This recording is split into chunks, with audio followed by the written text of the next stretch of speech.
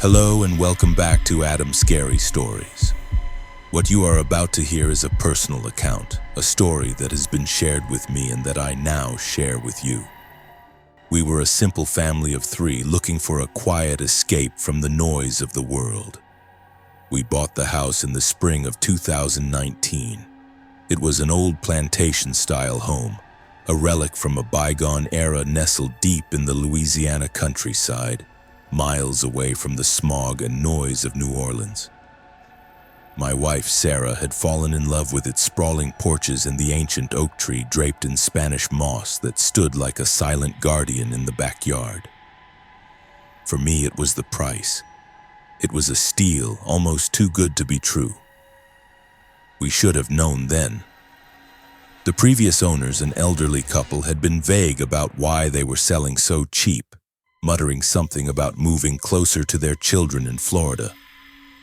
We were too blinded by the prospect of our dream home to question it further. Our daughter, 7-year-old Lily, was the most excited of all.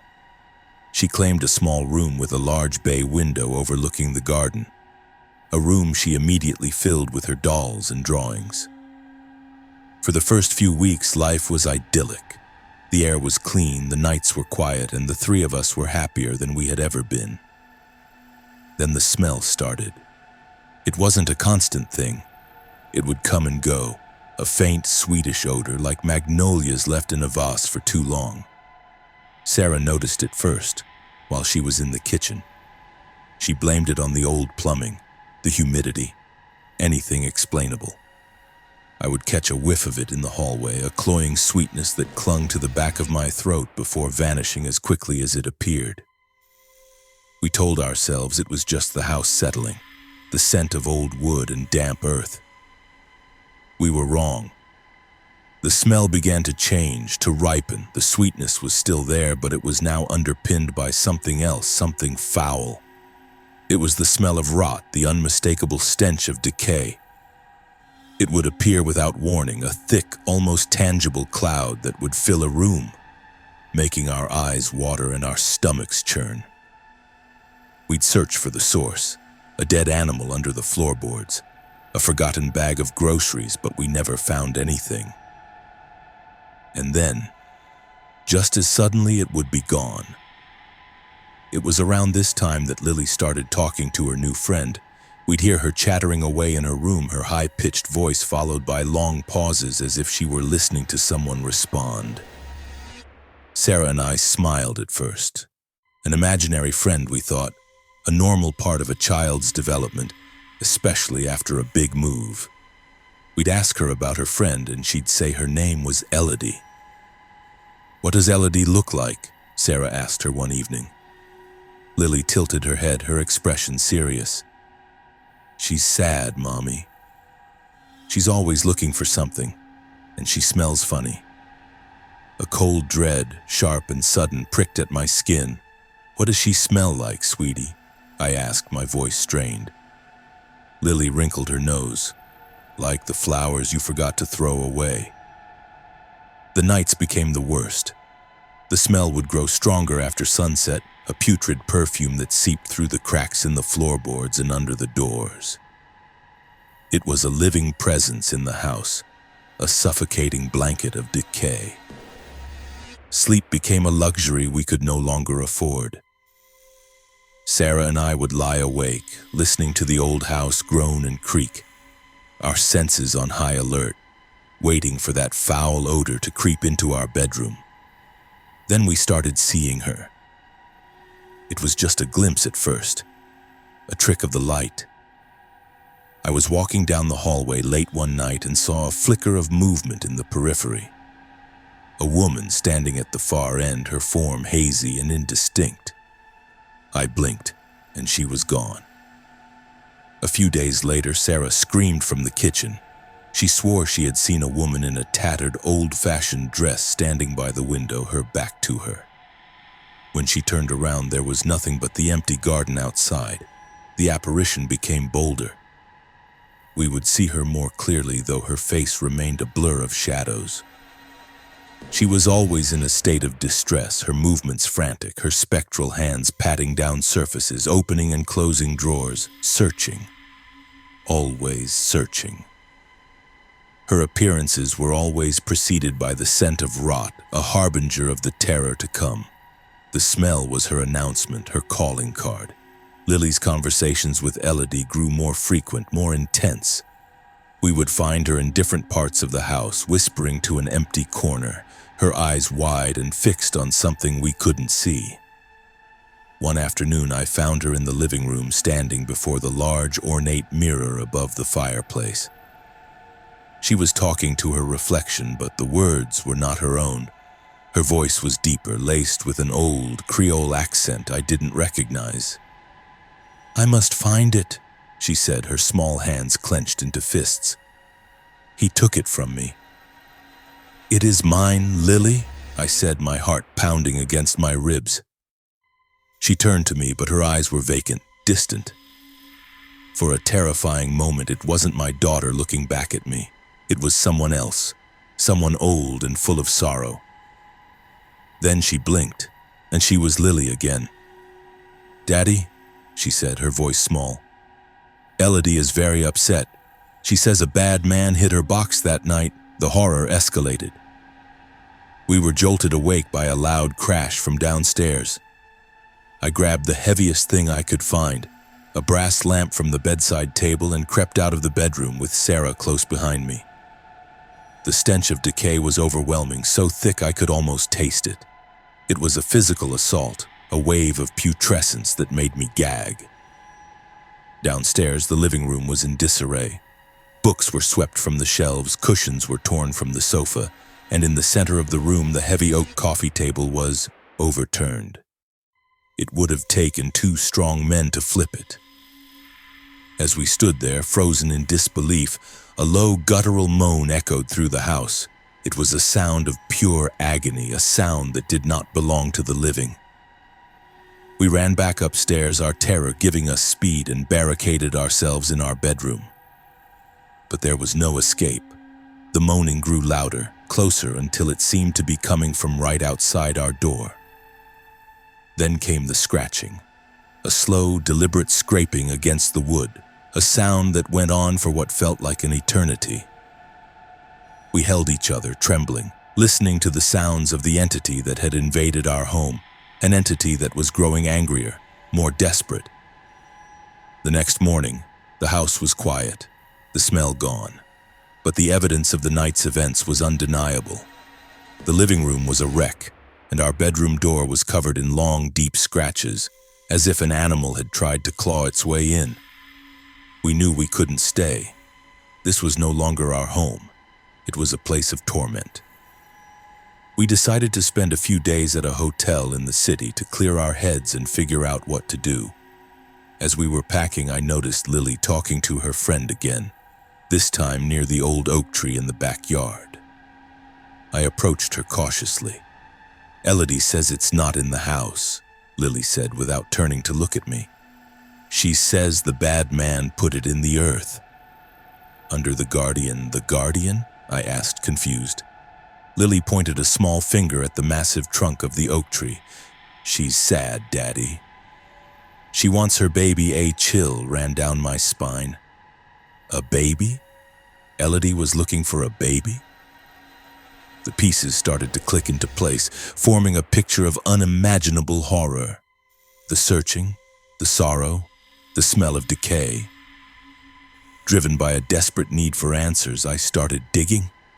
I spent hours at the local parish library, poring over old newspapers and property records. What I found confirmed my worst fears. Our house, our dream home, had a dark and tragic history. In the late 1800s, it had belonged to a wealthy plantation owner. He had a young Creole wife, a woman named Elodie. The owner was a cruel, abusive man, and Elodie was desperately unhappy. She had given birth to a son, but the child was sickly and died within a few months of his birth. Elodie, consumed by grief, had a small, ornate wooden box made to hold her son's ashes and a few of his belongings. It was her most prized possession. a tangible link to the child she had lost. But her husband, in a fit of drunken rage, saw the box as a symbol of her unending grief and his own perceived failure. He snatched it from her and, according to the fragmented accounts I found, buried it somewhere on the property to punish her. Elodie was driven mad by this final act of cruelty. She spent her days and nights searching for the box, her sanity slowly unraveling. A few weeks later, she was found dead in her room. The official cause of death was listed as suicide, but rumors persisted that her husband had killed her. He sold the house shortly after and left the state. No one ever knew what happened to the box. Now I understood. Elodie was still here, still searching for the remains of her child. The smell was not the scent of her decay, but the decay of her hope. The putrefaction of a mother's love turned to eternal restless grief. And she was now using our daughter, an innocent child, to communicate her pain. We returned to the house not to live but to end the nightmare. I knew what I had to do. I rented a shovel and a pickaxe from the local hardware store and started digging at the base of the oak tree right where Lily had pointed. Sarah stood on the porch, holding a terrified Lily in her arms, watching me. The work was backbreaking. The roots of the ancient tree were thick and gnarled, like the arthritic fingers of a giant. Hours passed. The sun began to set, casting long, eerie shadows across the garden. And then the smell returned. It was stronger than ever before, a nauseating wave of rot that seemed to rise from the very earth I was disturbing. It was a warning. I ignored it and kept digging, my movements frantic. The air grew cold and a strange mist began to form around the tree, even though the evening was clear. I could feel her presence, a palpable weight of sorrow and anger pressing in on me. I could hear her whispers on the wind, a torrent of grief-stricken words in a language I didn't understand. Then my shovel hit something hard. A dull thud that echoed in the suffocating silence. My heart leaped into my throat. I dropped to my knees and clawed at the dirt with my bare hands. There, buried about 3 feet deep, was a small, dark wooden box, its surface rotted and covered in earth. As my fingers touched the wood, a blood-curdling shriek ripped through the air. It was a sound of pure, unadulterated rage and pain, a sound that seemed to tear the very fabric of reality. I looked up towards the house and saw her. She was standing on the porch, no longer a hazy apparition, but a solid, terrifying form. Her face, which had always been a blur of shadows, was now horrifyingly clear. Her skin was pulled taut over her skull. Her eyes were black, empty sockets, and her mouth was stretched open in a silent, eternal scream. Her tattered dress fluttered around her as if in a storm, and the stench of decay radiated from her in visible waves.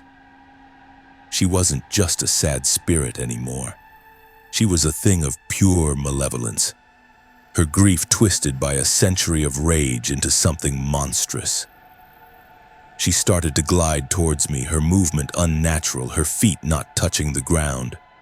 She was coming for the box. She was coming for me.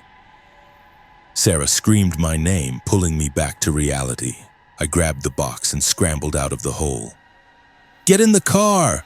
I yelled, my voice cracking with terror. "Now!" Sarah ran, dragging a screaming Lily with her, sprinted after them, clutching the cursed box to my chest. The entity was right behind me. I could feel her cold breath on my neck, hear her ragged, spectral breathing in my ear. I didn't dare look back. I threw the box onto the passenger seat and jumped into the driver's side, fumbling with the keys. The engine roared to life just as her skeletal hand slammed against the window, leaving a spiderweb of cracks in the glass. I stomped on the accelerator, and the car shot forward, spraying gravel. In the rearview mirror, I saw her standing in the driveway, a figure of absolute horror bathed in the red glow of our taillights. She watched us go, her silent scream echoing in my mind. We never went back. We left everything behind, our furniture, our clothes, our dream of a perfect life. We drove for hours until the sun came up and we had put 100 miles between us and that house. We stopped at the Mississippi River and I threw the box into the fast-moving water. I watched it sink into the murky depths, hoping that Elodie would finally find peace, that her search would finally be over. We live in a small apartment in the city now. The windows are always closed and the air is thick with the smell of traffic and pollution. But we don't mind. It's the price we pay for peace. Sometimes late at night when the city is quiet, I think I can still smell it. A faint, sweet scent of decay, a ghostly reminder of the horror we left behind. And I pray that the river was deep enough. I pray that she is not still searching. Some places are stained by tragedy. The pain seeps into the soil, into the very wood and stone, and it waits. The family in tonight's story escaped, but they will carry the scars and the scent with them forever. It makes you wonder, doesn't it? What secrets are buried in the ground beneath your own feet? Thank you for listening. Join us again next time if you dare for another tale on Adam's Scary Stories. Sleep well. There is no sound more universally distressing than the cry of a child. We were a family on the verge of being complete, just waiting for the final piece of our puzzle to click into place. The sound began a week after we brought Leo home from the hospital. At first it was so faint I thought I was imagining it, a phantom echo of our own newborn's cries. I'd be lying in bed listening to the soft, rhythmic breathing of my wife Sarah beside me and the gentle coos from Leo's bassinet, and I'd hear it. A thin, reedy whimper like a kitten mewling from a distance. It seemed to come from nowhere and everywhere at once.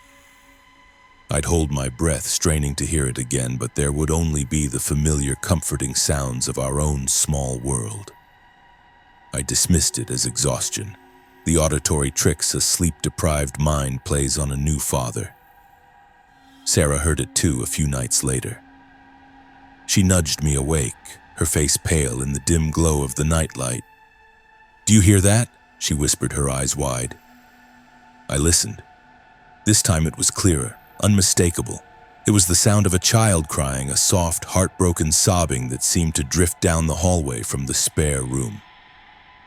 My first thought was the baby monitor was picking up a signal from a neighbor's house. I checked the device, the frequency was secure, the connection was clean. Leo was sleeping soundly, a tiny, perfect bundle in his swaddle. The weeping continued for another minute, a lonely, desolate sound before fading into silence. We lived in a typical suburban house, one of a dozen identical two-story homes on a quiet, tree-lined street. It was the kind of place where you could hear a dog bark 3 houses down, the kind of place where a child's cry should have an obvious source. We had no immediate neighbors with young children. The Hendersons to our left were retirees, and the house to our right was empty, up for sale. We tried to rationalize it, blaming the wind, the old pipes, the acoustics of the house. But deep down, a seed of unease had been planted. The weeping grew more insistent. It was no longer a faint, distant sound. It became a nightly ritual starting just after midnight, a full-throated, desperate sobbing that filled the upstairs hallway. It was the sound of pure, inconsolable grief. It would last for 10, sometimes 15 minutes, and then stop abruptly, plunging the house into a heavy, watchful silence that was somehow worse than the crying itself. We stopped sleeping. We would just lie there, rigid in the darkness, waiting for it to start and then waiting for it to end. It was during this time that Leo got sick. It started with a low-grade fever, a fussiness that we attributed to colic. But it didn't go away. His temperature climbed and he refused to feed. He would cry, a weak, pained wail that was a terrifying counterpoint to the spectral weeping that haunted our nights. The doctors were baffled. They ran every test imaginable. Blood, work, scans, spinal taps. They ruled out meningitis, infections, genetic disorders. They found nothing. There was no medical reason for our son to be so ill. He was just fading. His skin became pale and translucent, his breathing shallow. He was slipping away from us, and no one could tell us why. The glimpses started then, fleeting images caught in the corner of an eye. I'd be walking past the spare room and see a small shape dart away from the doorway. Sarah would be in the kitchen and see a child's pale face reflected for a split second in the dark glass of the oven door. It was always the same, a small boy, no older than 5 or 6, with dark, sorrowful eyes and skin the color of bleached bone. He wore old-fashioned clothes, a little sailor suit that looked like something out of a faded photograph. He never made a sound. He was just there one moment and gone the next. The connection was impossible, insane, but we couldn't deny it. The weeping boy, the spectral visitor, and our son's inexplicable illness, they were all tied together. The nights the weeping was loudest, the most desperate, were the nights Leo's condition worsened. It was as if the ghostly sorrow in the house was a poison, and our son was the one being infected. The boy's grief was feeding on Leo's life. Desperate, we started to investigate the history of our house. We spent hours at the town hall sifting through dusty property records and old building permits. The house was only 20 years old, built in the late 90s as part of the new development. There were no recorded deaths on the property, no tragedies, no history to speak of. It was a dead end. We felt like we were losing our minds, chasing shadows while our son was dying in a hospital bed. The breakthrough came from an unexpected source, Mrs. Henderson, our elderly neighbor. She had seen the ambulance and came over with a casserole and a concerned expression. We were broken, exhausted, and the story just spilled out of us. The weeping, the pale boy, Leo. We expected her to look at us like we were crazy, to offer a polite, pitying smile and back away slowly. Instead, she just nodded, her face grim. "It's Thomas," she said, her voice barely a whisper. "The boy from the old farmhouse." She told us that our housing development wasn't built on empty land. It was built on the grounds of the old Miller farm, a sprawling property that had been in the same family for generations. The last of the Millers had sold the land to developers 25 years ago. The farmhouse itself had stood right where our house was now. They had a son, Mrs. Henderson continued, her eyes distant. Thomas, a sweet, quiet little boy. He had a weak heart, was always sickly. One winter he came down with a terrible fever.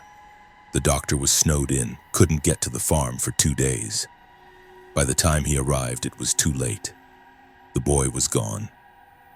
She paused, taking a shaky breath. His mother was never the same. She said she could still hear him crying at night. She swore she saw him standing in the hallway looking for her.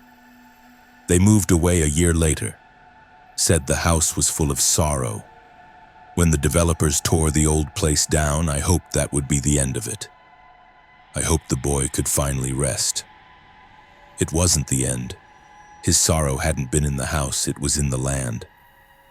And we had built our home on top of his grief, on the very spot where he had suffered and died. He wasn't a malevolent spirit, he was just a lost, lonely child trapped in an endless loop of his final painful days, crying out for a comfort that never came. And somehow his spectral energy, his unresolved pain was latching onto our son, another sick child in the same space. That night we knew what we had to do.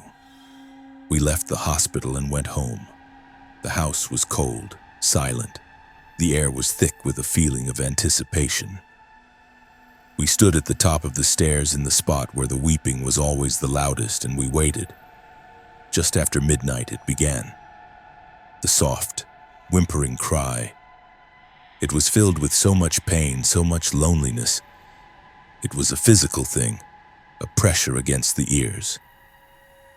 Sarah began to speak, her voice soft and steady, the voice of a mother. "We hear you," she said into the darkness. "We know you're here, Thomas. We know you're sad." The crying faltered for a moment, then resumed a little louder, more questioning. "You're not alone," I said, my own voice trembling. "But this isn't your home anymore. Your mother is gone. You have to go find her. She's waiting for you." We spoke to him for what felt like hours. We told him we were sorry for his pain. We told him he was a good boy. We told him it was time to rest. We poured all of our own fear, our own desperation for our son into our words, trying to reach this ghost child with the force of our love for our own. And then, we saw him. He wasn't a fleeting glimpse this time. He was standing at the end of the hallway, fully formed. He was just as Mrs. Henderson had described, a small, pale boy in a sailor suit. His face was streaked with spectral tears, his dark eyes filled with a century of sorrow. He looked at us, a long, searching look.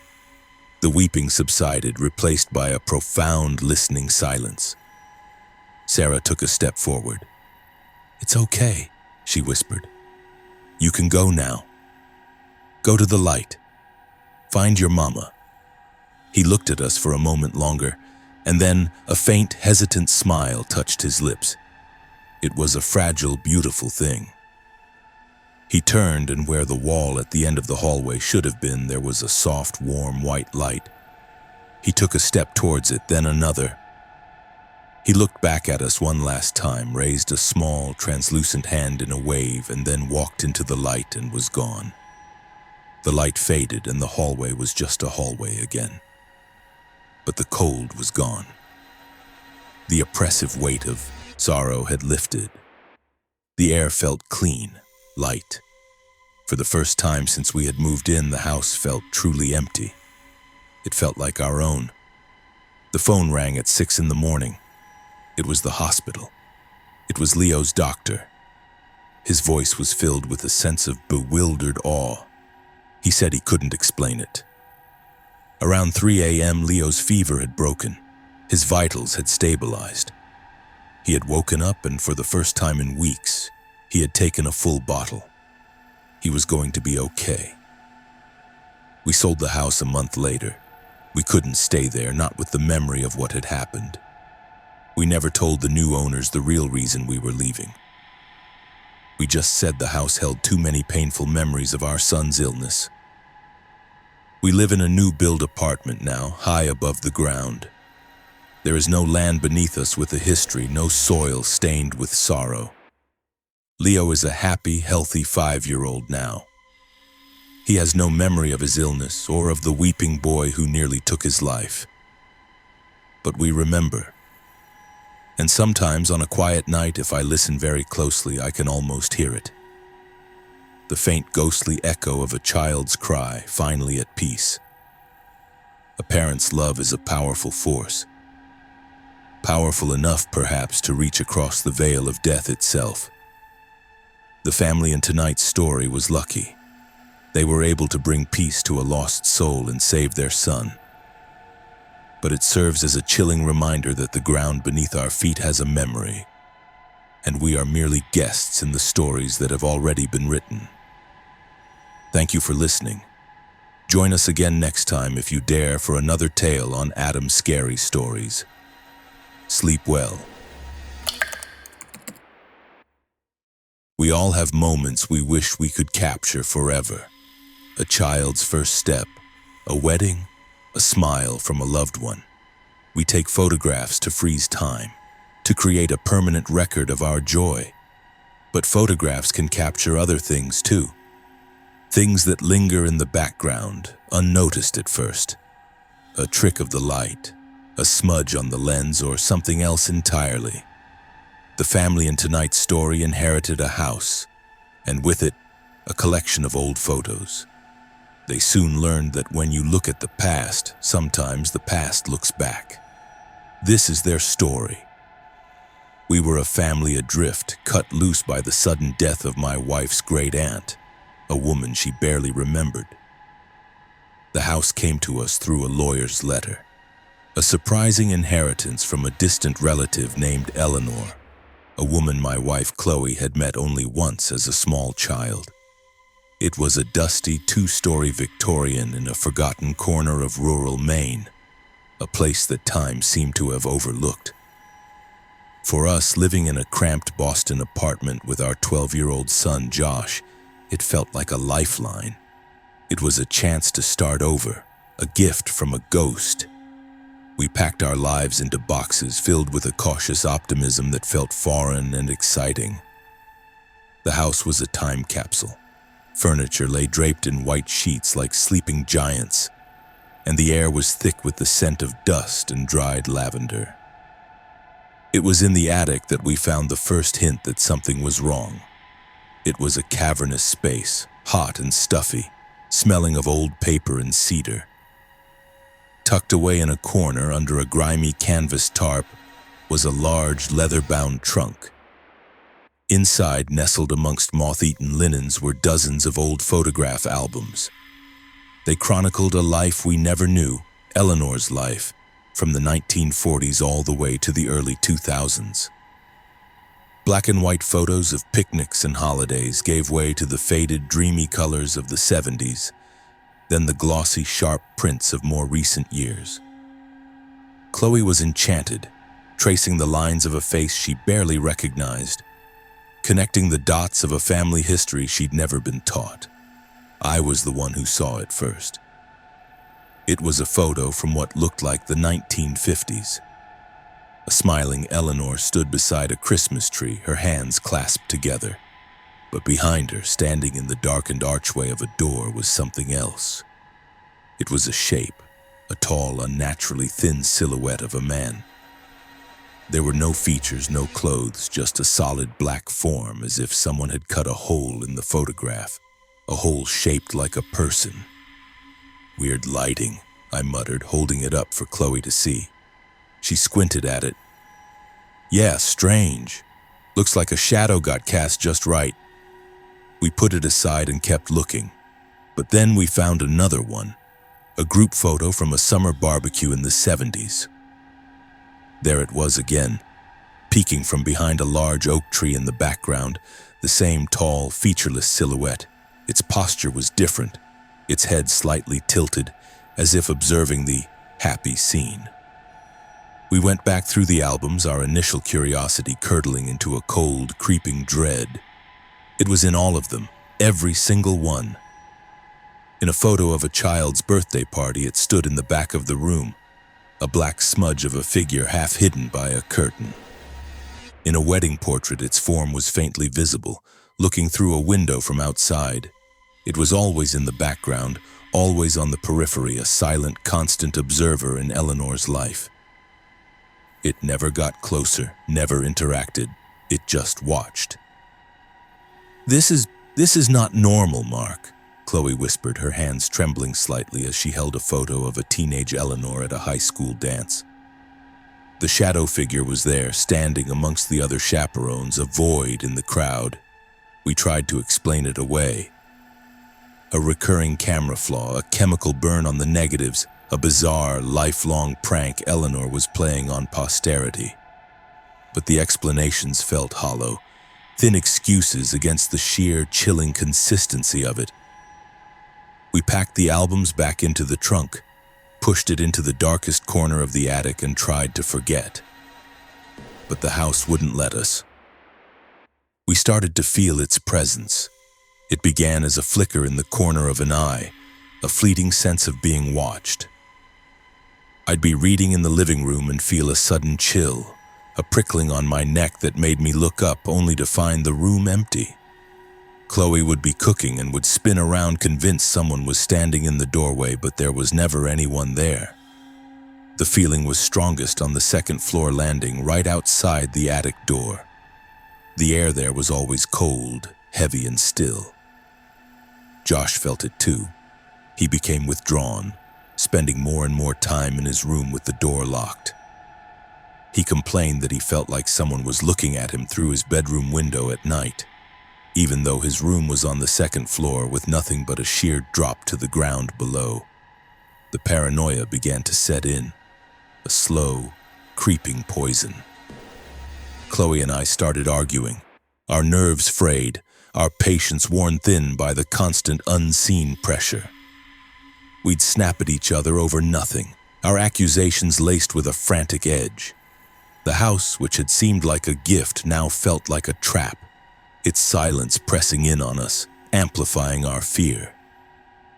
The true horror began when it crossed over, when it stepped out of Eleanor's old photographs and into ours. Josh had gotten a new phone for his birthday, and he was constantly taking pictures, documenting our new life. One evening, he was showing us a selfie he'd taken in the backyard. He was grinning, the old house looming behind him. My blood ran cold. There in one of the upstairs windows, barely visible in the reflection, was a tall, dark shape. No features, no details, just a man-shaped void watching. "What is that?" Chloe breathed, snatching the phone from Josh's hand. Josh's face went pale. "I don't know.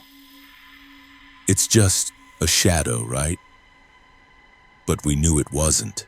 It was him, the Watcher, as we had started to call it in our terrified whispers.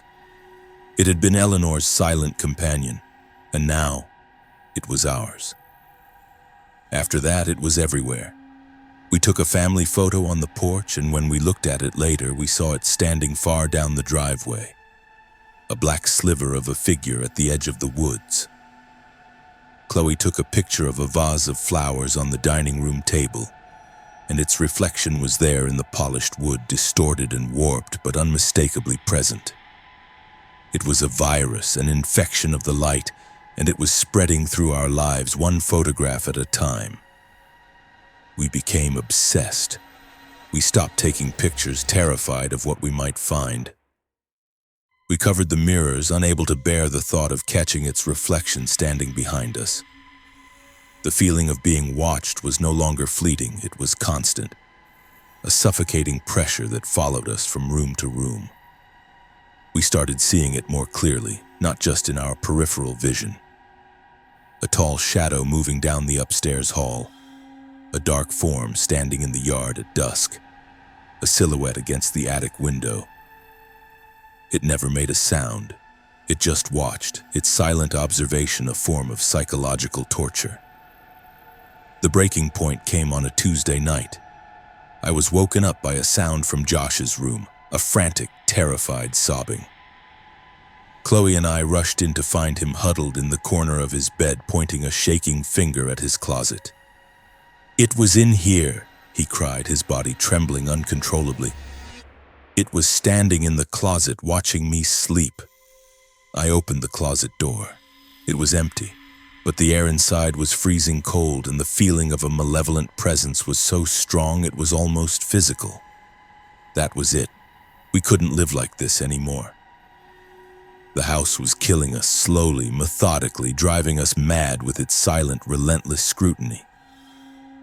In a fit of desperate rage, I went to the attic. I dragged the heavy trunk down the stairs and out into the backyard.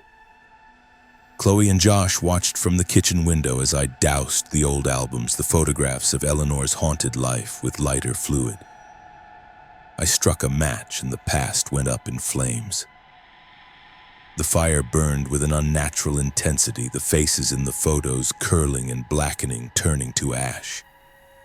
As the last album was consumed by the fire, a sound echoed from the house, a long, drawn-out sigh like the wind through a broken window. And for the first time in months, the air felt clear. The pressure was gone. We left the next morning. We didn't pack. We just got in the car and drove, leaving the house and everything in it behind. We didn't look back. We drove straight to a motel and collapsed into a deep, dreamless sleep, the first real rest we'd had in months. We live in a small, modern apartment now in a city hundreds of miles away from Maine. There are no dark corners, no creaking floorboards, no attics full of forgotten secrets. We are slowly healing. The paranoia has faded, replaced by a deep, abiding trauma.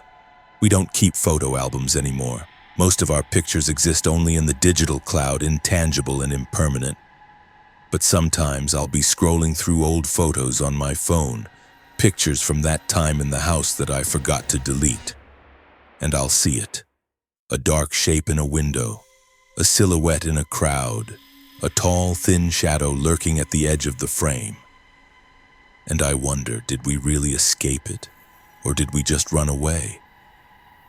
I wonder if it's still there in that old Victorian house, waiting patiently for the next family, the next set of photographs, the next lives to watch. A photograph captures a single moment, but a spirit can be bound to a place for eternity. The family in tonight's story burned the evidence, but they couldn't burn the memory or the entity that created it. It's a chilling thought that some things can't be erased, they can only be passed on. So next time you take a picture, look closely at the background. You never know who or what might be watching. Thank you for listening. Join us again next time if you dare for another tale on Adam's Scary Stories. Sleep well. A new house. It's a symbol of a fresh start, a blank canvas on which to paint a new life. The smell of fresh paint, the clean lines, the promise of a future unburdened by the past. But the house is only part of the story. We were the proud owners of a future, a 2-story colonial in a development called Oak Creek Estates. It was supposed to be our forever home. We were the first family on the block, pioneers in a sea of freshly poured foundations and skeletal wooden frames. My wife, Jessica, our 8-year-old daughter, Chloe, and I would walk through the empty streets in the evenings, imagining the neighborhood that would soon spring to life around us. The house was perfect, everything we had ever wanted. For the first month, it was a paradise of unpacked boxes and the smell of new carpet. Then the whispers started. It began in Chloe's room. She complained of a humming sound at night, a buzzing in the walls that kept her awake. I'm a contractor. I built half the houses in that development myself, so I checked the electrical, the HVAC, everything. I found nothing. I told her it was just the house settling, the normal groans and sighs of a new construction. But the sound changed. It wasn't a hum anymore. It was a murmur, like the sound of a television playing in another room, too low to make out the words. Jessica heard it next. She'd be alone in the house during the day and would hear it. A faint sibilant hissing that seemed to follow her from room to room. It was like the walls had a secret and were trying to tell her but couldn't quite form the words. We'd stand together in the living room, holding our breath, straining to listen. We could both hear it, a constant low-level static of voices just on the edge of hearing. It was maddening. It was like listening to a radio tuned just off station, the ghosts of 1,000 conversations bleeding through. The development, Oak Creek Estates, was built on what used to be old farmland, a huge tract of rolling hills and forest that had been owned by the state for decades. Before that, local legend said it was just wilderness. It was clean land, or so we were told. There was no old cemetery to disturb, no ancient burial ground to desecrate.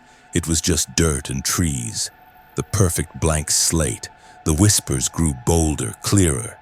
They were no longer just unintelligible murmurs. We started to catch words, fragments of sentences carried on the air like stray leaves in the wind. Cold, we'd hear drifting from the laundry room. So cold. From the upstairs hallway, a different voice, thin and reedy.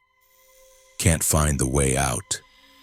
And the most common one, the one that seemed to echo from the very center of the house, a desperate pleading whisper. Help us. Chloe was the one they spoke to the most. We'd find her sitting on the floor, her ear pressed against the drywall, listening.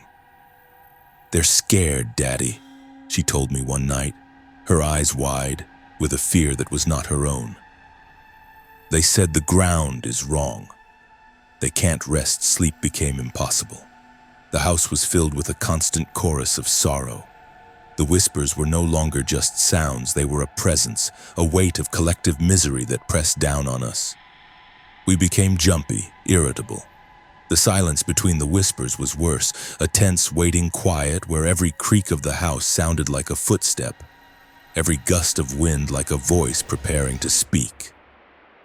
The breaking point came when the whispers took on a new tone. They were no longer just sad, they were angry. The pleading turned to accusation. "You shouldn't be here," a harsh, guttural voice hissed from the kitchen wall as Jessica was making dinner, making her drop a glass which shattered on the floor. "This is our place." I was in my home office in the basement, and a chorus of voices erupted from the concrete foundation around me, a cacophony of rage. "Liar! Murderer!" they screamed, the words overlapping, creating a wall of sound so intense I stumbled back, my heart hammering in my chest. We were living in a haunted house, but it wasn't the house that was haunted. It was the land. The spirits weren't tied to the structure, they were part of the very soil our foundation was poured on. And they were furious. Desperate for answers, I started digging into the history of the land, going further back than the developer's land survey. I spent days at the county records office, poring over brittle yellowed maps and forgotten deeds. What I found made the blood drain from my face. The land hadn't always been a state-owned farm. Before that, back in the early 20th century, it wasn't a farm at all. It was the site of the county poorhouse and asylum, a place for the destitute, the mentally ill, the people society wanted to forget. It was a place of immense suffering and neglect. The records were sparse, but they painted a grim picture of overcrowding, disease, and cruelty. The asylum had burned to the ground in the winter of 1928, a catastrophic fire that claimed the lives of over 50 residents, many of them trapped in locked wards, unable to escape. The official report said the bodies were recovered and buried in a local church cemetery. But I found a different map, an old hand-drawn survey from 1930 tucked away in a misfiled folder. It showed the asylum grounds, and in the corner of the map, marked with a small, simple cross, were the words, "Pauper's Field." Unclaimed, it was a mass grave, a potter's field for the poor, the nameless, the ones no one came to claim after the fire. I took the map home and overlaid it with the blueprints for Oak Creek Estates. My hands were shaking so badly I could barely hold the papers steady. The Pauper's Field, the unmarked, unconsecrated mass grave of 50 souls who had burned to death, was right in the center of the development. And at its very heart, directly on top of where the map showed the grave to be, was our house. Lot number 1. We were living on top of them. Our beautiful new home, our dream, was a monument built on a foundation of bones and ashes. The whispers were the voices of the dead, their rest disturbed, their final, forgotten resting place desecrated by our presence. They weren't just ghosts, they were victims crying out for the justice and dignity they had been denied in both life and death. The whispers now made a horrifying kind of sense. Cold, they cried, not from the chill of a draft, but from the memory of a cold winter's grave. Can't find the way out. Not from a confusing hallway, but from the locked wards of a burning building. And the anger, the rage, was for us, the living, who were picnicking and planting gardens on their bones, oblivious to the tragedy beneath our feet. That night, the house exploded with activity. It was as if our discovery had given them strength, had validated their anger. The whispers were no longer whispers, they were screams. The walls vibrated with their rage. "Get out!" The entire house seemed to roar, the voice of 50 souls speaking as one. The lights flickered and died. The temperature plummeted. We could see them now, not as full apparitions, but as shimmering heat hazes in the air, writhing, indistinct shapes of human misery. We huddled together in the living room, Chloe screaming, Jessica praying, while the house was torn apart around us by the fury of the dead. The drywall cracked, pictures flew from the walls, and the sound was a physical force. a hurricane of anguish and rage that threatened to tear us apart. In the midst of the chaos, one voice cut through the noise clearer than the others. It was a woman's voice filled with a desperate clarity. "He locked us in," she whispered, the sound coming from right beside my ear. "The warden. He locked the doors and ran. He left us to burn justice. That's what they wanted, not just for their grave to be recognized, but for the truth of their deaths to be known." The next morning, in the eerie silence of our ruined home, I went back to the records office. I searched for the name of the asylum warden in 1928, a man named Alistair Finch. The official report praised him as a hero who had tried to save the residents. But I kept digging. I found the financial ledgers for the asylum. In the months leading up to the fire, Finch had taken out a massive insurance policy on the building. And a week after the fire, he had used the payout to buy a large estate on the other side of the state and disappeared. He hadn't been a hero. He had been an arsonist and a mass murderer, and he had gotten away with it. We couldn't stay in the house. We couldn't live on that haunted ground, but we couldn't just walk away either. We owed them. We contacted a local newspaper, a young, hungry reporter who listened to our insane story with a surprising amount of belief.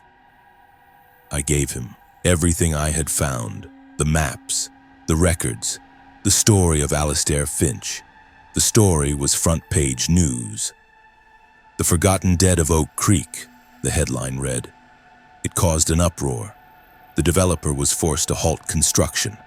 Archaeologists were brought in, and they found the grave exactly where the old map said it would be. They found the bones of men, women, and children buried in a chaotic, jumbled mass. A memorial was built. The remains were exhumed and given a proper, respectful burial in a consecrated cemetery. Each soul was given a headstone, even if it only read unknown. The truth about Alistair Finch came out, a dark stain on the county's history. We never went back to the house. It was torn down, along with the other houses that had been built on the grave site. The area is now a park, a quiet green space with a large granite monument listing the names of the 52 victims of the asylum fire. We live in a different town now, in an old house with a history we know. Sometimes I drive by Oak Creek Estates. The neighborhood was eventually finished and families live there now. Their houses are quiet, the land is at peace, the whispers are gone. But I can still hear them sometimes in the dead of night. Not the angry screams, but the final, faint whisper of thanks. They found their justice. We just had to be the ones to listen. The walls of our homes are supposed to protect us from the world outside. But what happens when the danger is already inside, embedded in the very ground the house is built on? The family in tonight's story learned that some secrets refuse to stay buried, and that the dead will cry out for justice until someone is willing to hear them. It makes you wonder what stories the land under your own home could tell. Thank you for listening. Join us again next time if you dare for another tale on Adam's Scary Stories. Sleep well. Hi everyone, this is Adam's Scary Story. I found the music box on a crisp Saturday in October at a sprawling flea market set up in the county fairgrounds. It was tucked away on a dusty blanket surrounded by tarnished silverware and chipped porcelain dolls. It was made of a dark, almost black wood, intricately carved with swirling vines and strange night-blooming flowers. It felt heavy in my hands, solid, ancient. The vendor, a wiry old man with eyes that seemed to hold 100 years of secrets, just shrugged when I asked him about it. Came from an estate sale up north, he'd mumbled. Been in my truck for years. $10 I bought it for my daughter, Emily. She was 9. A quiet, artistic soul who loved all things old and mysterious. Her eyes lit up when I gave it to her. She traced the carvings with her small fingers, her expression one of pure wonder. "It's beautiful, Daddy," she whispered. She opened the lid. The velvet inside was a faded blood red, and there was no spinning ballerina, just an empty space. She found the small, ornate key and wound it up. The melody that trickled out was unlike any I had ever heard. It wasn't the cheerful, tinkling tune of a typical music box. It was a lament, a slow, haunting series of notes that seemed to hang in the air, full of a deep, ancient sadness. It was beautiful, but it was also deeply unsettling. It made the hairs on my arms stand up. Emily, however, was captivated. She listened until the last note faded, then closed the lid with a soft click. "It's a sad song," she said, her voice soft. "I think it's lonely." That night, the strange things began. It started small, easy to dismiss. I was in the kitchen getting a glass of water when the door to the pantry, which was always slightly ajar, slowly swung shut with a soft click. My wife, Karen, was reading in bed when she said the bedroom door, which she had just closed, creaked open on its own. We blamed it on drafts, the house settling, the kind of things you tell yourself when the alternative is too frightening to consider. The next day, Emily played the music box again. And again, that night, the activity escalated. We were watching a movie in the living room when every cabinet door in the kitchen swung open at once, a silent, coordinated movement that made us both jump to our feet. We walked through the house, our hearts pounding. Nothing was out of place except for the row of gaping cabinets. Later, as we were getting ready for bed, we heard a sound from downstairs. It was the music box. It was playing its sad, haunting tune, all on its own. We rushed downstairs. The living room was dark and silent. The music box sat on the mantelpiece, its lid closed. I touched it. It was cold. There was no way it could have been playing. Yet we had both heard it. The presence made itself known whenever the music played. It was a feeling at first, a sudden, intense cold spot in a room, the unnerving sensation of being watched by unseen eyes. A heavy, oppressive atmosphere would descend on the house, a feeling of profound melancholy, as if the very air was grieving. The feeling was strongest near the music box. It was the epicenter, the source. Emily became possessive of the box. She carried it with her everywhere. She'd sit in her room for hours, just listening to the melody over and over. She started to change. Our cheerful, bright daughter became quiet, sullen. She had dark circles under her eyes and would complain of nightmares. She'd whisper about a woman in her dreams, a lady in a dark dress who would just stand at the foot of her bed and weep. The physical activity grew more brazen, more terrifying. Objects would move. I placed my keys on the kitchen counter, turned my back for a second, and they were gone, only to reappear on the top of the refrigerator. Karen's wedding ring, which she had left on her nightstand, vanished. We found it a day later, inside the music box, nestled in the faded red velvet. The house was no longer our own. It had become a playground for a capricious, unseen force. One evening, I came home from work to find Karen pale and shaking. "It happened again," she said, her voice trembling. I was in the shower and the music started from Emily's room. When I got out, there were words on the mirror. She led me to the bathroom. There, written in the steam on the mirror, was a single chilling word: mine. That night, I decided I'd had enough. This thing, whatever it was feeding on the music, and it was focusing on our daughter. While Emily was asleep, I took the music box from her room. As my fingers closed around it, a wave of icy cold washed over me, and a voice, a woman's whisper, echoed in my mind. A single possessive word: no. I ignored it, carried the box to my workshop in the garage, and locked it in a steel toolbox. The silence in the house that night was profound. The oppressive atmosphere was gone. It was the first peaceful night's sleep we'd had in weeks. The next morning, Emily was frantic. "Where is it?" She screamed, her face contorted with a rage I had never seen before. "Where is my music box? She wants it back." "Who wants it back, honey?" Karen asked, kneeling in front of her. "The sad lady," Emily sobbed. "She's angry now." You made her angry just then. A deafening crash came from the garage. I ran out to find my workshop in chaos. Tools were scattered everywhere, shelves were overturned, and in the center of the floor, the steel toolbox was dented and bent, its lock broken. The music box sat beside it, unharmed.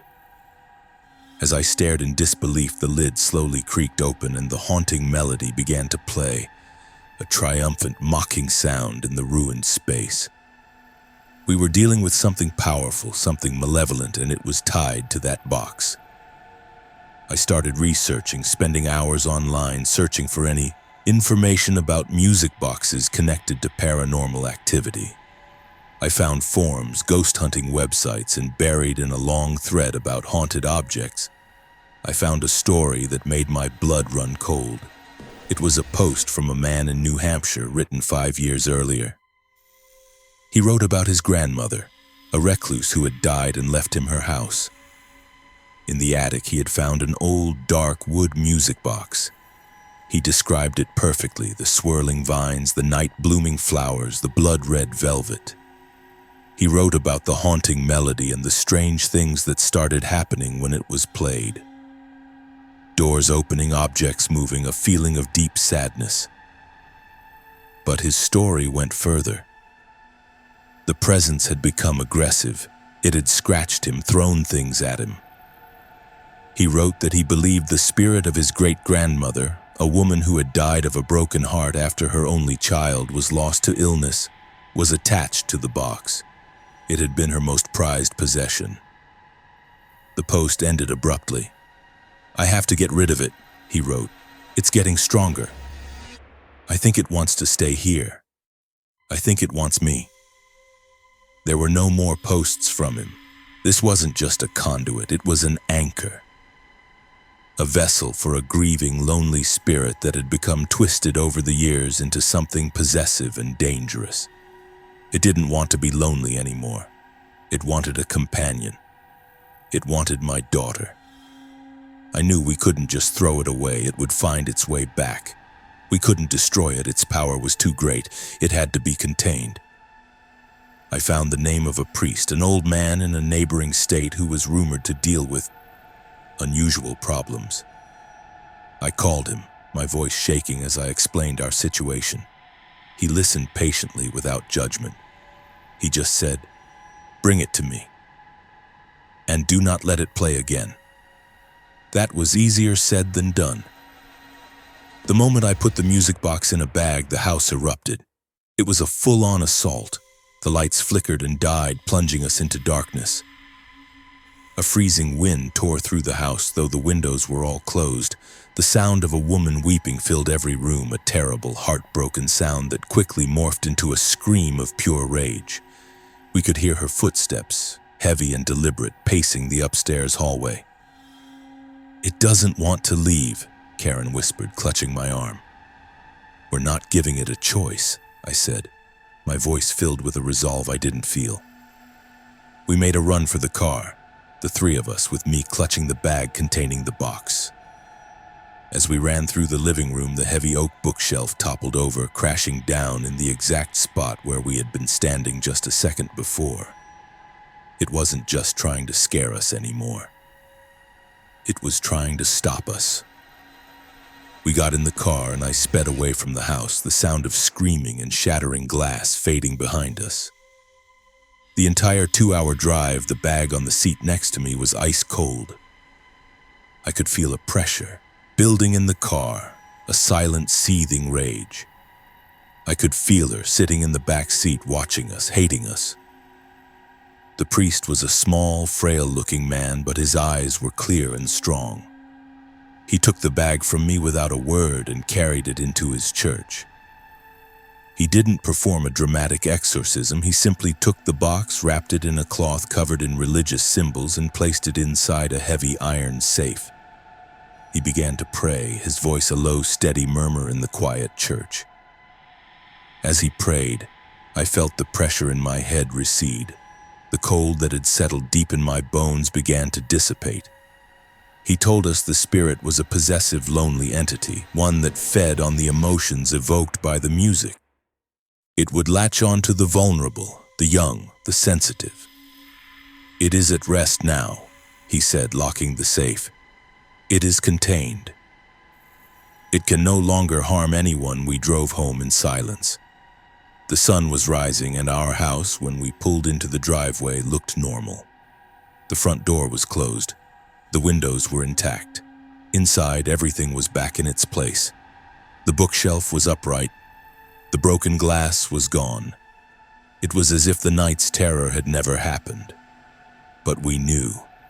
We could still feel the faint residual stain of its presence. We sold the house a month later. We couldn't stay. We moved to a new city, a new life. Emily is a teenager now. She has no memory of the music box or the sad lady or the word on the mirror. For her, it is all just a forgotten nightmare. But I remember. Karen and I both remember. And sometimes when the house is quiet and the wind is just right, I think I can hear it. A few faint, tinny notes of a sad, lonely song, a melody that promised beauty but delivered only horror. Some objects are not meant to be found. They are tombs, carrying the weight of a grief so heavy it collapses into something else. Something hungry. The family in tonight's story was lucky to escape with their lives and their daughter's soul. It's a chilling reminder to be careful what you bring into your home. You never know what memories or what entities are attached. Thank you for listening. Join us again next time if you dare for another tale on Adam's Scary Stories. Sleep well. An empty chair is just a piece of furniture. But for generations, one type of chair has held a special place in our darkest stories: the rocking chair. Its gentle, hypnotic motion is meant to be soothing, a comfort for a crying baby or a weary soul. But when that motion begins on its own, in the dead of night in an empty room, it is no longer a comfort, it is a signal. It means the chair is not truly empty. The family in tonight's story learned that some people never leave their favorite spot, not even after they're dead. This is their story. We were a family trying to mend, hoping that clean country air could fix the cracks that city life had put in our foundation. The farmhouse was our escape. It was a sprawling, whitewashed building in the heart of Iowa, surrounded by nothing but cornfields and an endless sky. My wife, Sarah, and our two kids, 14-year-old Leah and 10-year-old Ben, fell in love with the space, the freedom. I was a writer, and I saw a quiet place to finally finish my novel. It felt like a new beginning.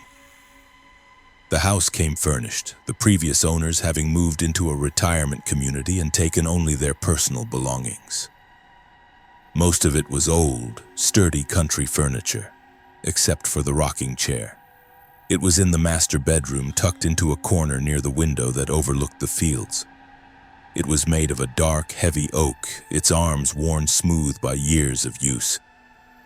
It was a beautiful piece of craftsmanship, but there was something about it that set my teeth on edge. It seemed to command the room, to draw the eye. It felt expectant. Sarah thought it was charming. Against my better judgment, we left it where it was. The first time I heard it, I was half asleep. It was a slow, steady creak, the sound of wood on wood. Creak, groan, creak, groan. I opened my eyes, my mind foggy with sleep. The room was bathed in moonlight, and I could see the chair moving back and forth in its corner, slow and deliberate, as if someone were sitting in it, lost in thought. I sat bolt upright, my heart suddenly hammering.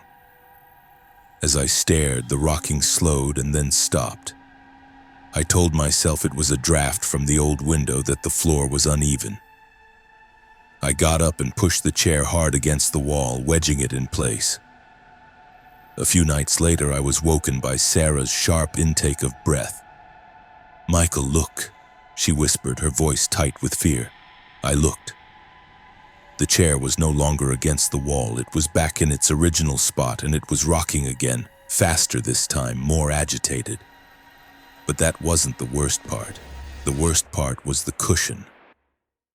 In the pale moonlight, we could clearly see an indentation in the seat, the deep, unmistakable impression of a large person sitting there. We watched, frozen in horror, as the chair rocked, the invisible weight pressing down on the cushion. Then, as if the person had stood up, the cushion slowly rose, returning to its normal shape. The chair gave one final creak and was still. After that, we tried to get rid of it.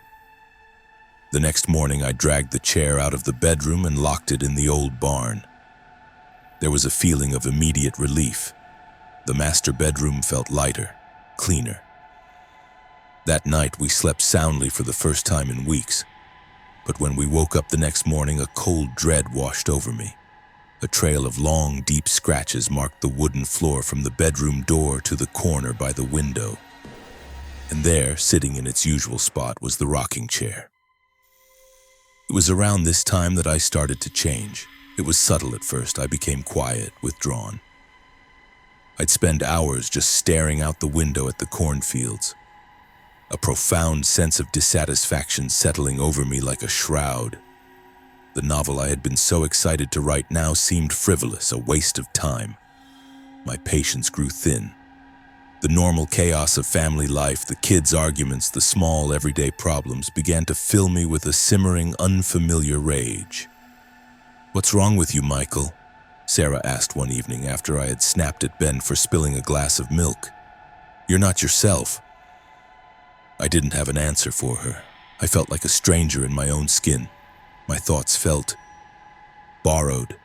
I would find myself having dark, bitter opinions about things I'd never cared about before. The neighbors were fools. The town was a dead end. The farm was a failure. These thoughts would bubble up unbidden, laced with a venom that wasn't mine. The kids started to avoid me. Leah would flinch when I entered a room. Ben, who used to climb all over me, now kept his distance. They were scared of me. And the terrifying part was, a part of me didn't care. A cold, hard part of me felt that they should be scared. That respect was born from fear. The entity in the chair was no longer content to just rock. It wanted more. I started having dreams, vivid and terrifying. I was in the farmhouse, but it was older, different. I was looking down at my hands, but they weren't my hands. They were thick, calloused, the hands of a farmer. I could feel a burning rage in my chest, a deep, resentful anger at my wife, my children, the world.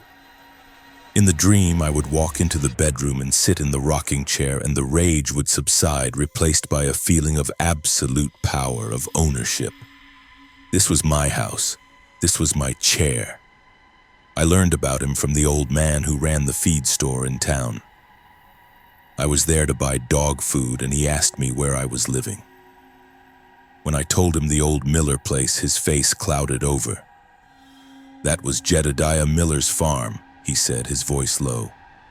"Meanest man this county ever produced. A cruel, domineering man. Ruled his family with an iron fist.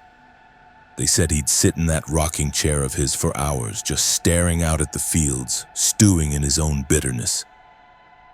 When he died, right in that chair, they say, his family moved out the very next day. Couldn't get away fast enough, Jedediah Miller." The name hit me like a physical blow. It was the name I had heard whispered in my dreams. I was living in his house. I was sleeping in his bedroom. And I was slowly, surely, becoming him. The chair wasn't just haunted, it was his anchor, his throne. And he was trying to reclaim his house by taking over its new master. He was possessing me. The realization shattered the fog I had been living in. I drove home in a panic, the cold, angry thoughts in my head fighting against my own terror. My house.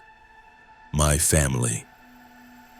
The thoughts weren't mine, but they were getting harder and harder to push away. When I got home, the house was quiet. Too quiet. I found Sarah and the kids huddled in the kitchen, their faces pale. Leah was crying. "He was talking to me, Mom," she sobbed. "Daddy was, but it wasn't his voice. He told me I was a disappointment." I looked at my daughter, and for a split second I felt a flash of cold agreement. The thought was so powerful, so natural, it terrified me. Jedediah was winning. "Pack a bag," I said, my voice hoarse. "All of you. Go to a hotel in town." "Now, what about you?" Sarah asked, her eyes wide with fear. "I have to end this," I said. "He's not going to have my family. He's not going to have me." After they left, the house grew cold. The sun was setting and long shadows stretched across the floor. I walked into the master bedroom. The chair was rocking gently, expectantly. The indentation in the cushion was deep, as if he was waiting for me. "This is my house now, Jedediah," I said, my voice shaking. "You're not welcome here anymore." A wave of pure, undiluted rage washed over me, so powerful it buckled my knees. It was an emotion so strong, so vile, it was almost a physical force. It wasn't my anger, it was his. And it was directed at me, the usurper. The chair began to rock violently, slamming back and forth, the wood groaning in protest. The air grew thick and heavy, and the room was filled with a sense of crushing malevolence. I could feel him trying to push his way into my mind, to take control. My own thoughts became a desperate mantra. "My name is Michael. This is not me. My name is Michael." I knew I couldn't fight him. He was too strong here, in his house, in his chair. I couldn't destroy the chair. He wouldn't let me. I had to do the one thing he would never expect. I had to give him what he wanted. I walked towards the chair. The force of his hatred was like walking into a hurricane. Every step was a battle. I reached the chair and I sat down. The moment I sat, a profound and absolute silence fell over the room. The rage, the pressure, the cold, it all vanished. And I felt him. It was like sinking into a cold, dark ocean. His thoughts, his memories, his bitterness flooded into me. I saw his whole miserable life, a long, joyless existence fueled by anger and resentment. I felt his contempt for his wife, his disappointment in his children. I felt his possessive, obsessive love for the land, the only thing he had ever truly cared about. And I felt him die, a massive heart attack. His last emotion, a surge of furious indignation that his body had dared to fail him. I was drowning in him. My own identity, my love for my family, my hopes, my dreams, they were all fading, being consumed by his immense century-old bitterness. But I had a plan. I focused on one memory, one feeling that was purely mine, the love I felt for Sarah and my kids. I held onto it like a drowning man holding onto a piece of driftwood. And then I did the last thing he would ever have done. I let go. I surrendered. I gave up my anger at him, my fear, my resistance. I accepted his pain, his loneliness, his rage. I didn't fight it, I embraced it, and in that moment of absolute surrender, I forgave him. A jolt, like a massive electrical shock, threw me from the chair and onto the floor. I gasped for air, my lungs burning. The room was warm again. The air was light. I looked at the rocking chair. It was still, and it was empty. Truly empty. The oppressive presence was gone. The indentation was gone. It was just a piece of furniture. By accepting him, by forgiving him, I had broken his cycle of rage. I had set him free. We sold the farm a few months later. We couldn't stay there. The memories were too raw. We moved back to the city, to a small, anonymous apartment where the only ghosts are the ones we carry inside ourselves. I finished my novel. It's a story about a man who loses himself and has to fight his way back. I know that story well. I lived it. The rocking chair is still there as far as I know, but it's just a chair now. Its long, lonely vigil is finally over. Possession isn't always about demons and devils. Sometimes it's about the powerful, lingering emotions of ordinary, broken people. The echoes of a miserable life can be strong enough to try and live again in someone else. The family in tonight's story learned that the only way to fight a monster born of hatred is not with more hatred, but with something it can no longer understand: forgiveness. Thank you for listening. Join us again next time if you dare for another tale on Adam's Scary Stories. Sleep well. We were a family that had bought a piece of the sky, a small farmhouse on a few acres of overgrown land in rural Oregon. The well was at the far edge of the property, half swallowed by a tangle of blackberry bushes and ivy. It was a relic from a bygone era, a crumbling stone circle with a heavy rotted wooden lid. My wife Clara and I had marked it as a hazard, something to be properly sealed and filled in before our 7-year-old daughter Sophie got too curious. We just didn't do it fast enough. The scream is a sound I will hear in my nightmares until the day I die. It was a sound of pure, unadulterated terror, cut short by a sickening thud and then a splash. Clara and I sprinted from the house, our hearts seizing in our chests. The wooden lid of the well was broken, a jagged hole in its center. We peered into the blackness, screaming her name. A few seconds later, a small, terrified voice echoed up from the depths. "Mommy? Daddy?" I'm scared she was alive. The relief was so intense it almost buckled my knees. I called 911 while Clara lay on the ground, her voice a lifeline down that dark hole, keeping Sophie talking, keeping her conscious. The rescue felt like an eternity. Firefighters, ropes, harnesses, a small community of worried faces gathered in our yard. Finally, a young firefighter was lowered down and came back up with a muddy, shivering, but miraculously unharmed Sophie in his arms. The paramedics checked her over. Not a single broken bone, no concussion, just a few scrapes and a bad scare. They said the water at the bottom, though shallow, must have broken her fall. We held her, wrapped her in blankets, and thanked God, the universe, whatever was listening, for sparing our daughter. We took her home, gave her a warm bath, and put her to bed. We thought the nightmare was over. In truth, it had just begun. The next morning, Sophie was different. The change was subtle at first. She was quiet, unnervingly so for a child who had just survived such an ordeal. She sat at the kitchen table, staring into space, her expression vacant. When she finally spoke, her voice was off. It was still her voice, but it was flatter, lower, with a strange, formal cadence, like an old woman trying to imitate a child. "The water was very cold," she said without looking at us. "It is always cold down there." Later that day, I was trying to fix the broken fence by the road. I was struggling with a warped post, muttering to myself in frustration. Sophie walked up behind me, her footsteps silent on the grass. "You must brace it from the east," she said, her voice that same flat monotone. "The soil is softer there." "It will not hold otherwise," I stared at her, dumbfounded.